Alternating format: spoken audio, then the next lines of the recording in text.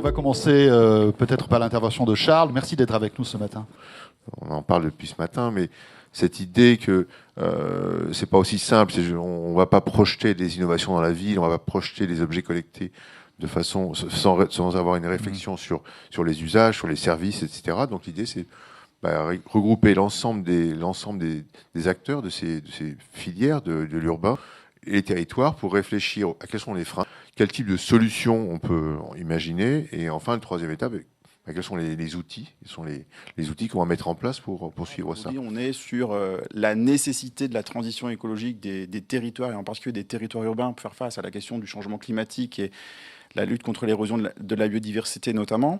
Et en fait, il y a 4 défis que le gouvernement a choisi de relever. Le premier, c'est celui de la sobriété. Donc sobriété dans la consommation d'énergie, dans l'utilisation du carbone, l'utilisation des ressources naturelles.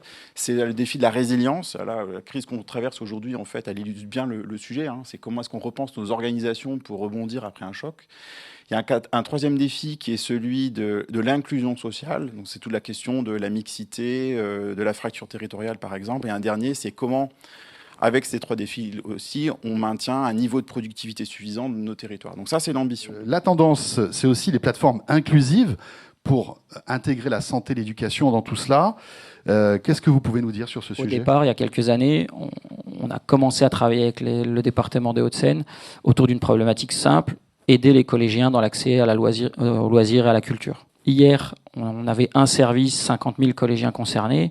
Aujourd'hui, on a une plateforme qui adresse plus de 300 000 personnes, des collégiens, leurs familles, et puis qui interopère pour 2 départements, les Hauts-de-Seine et les Yvelines, sur des sujets qui sont à la fois des services de loisirs, de culture, mais toute la vie éducative, le lien avec l'environnement numérique de travail, le lien avec l'inscription à la restauration scolaire, la récupération des factures et des paiements, la gestion pour la simplification des démarches pour les familles.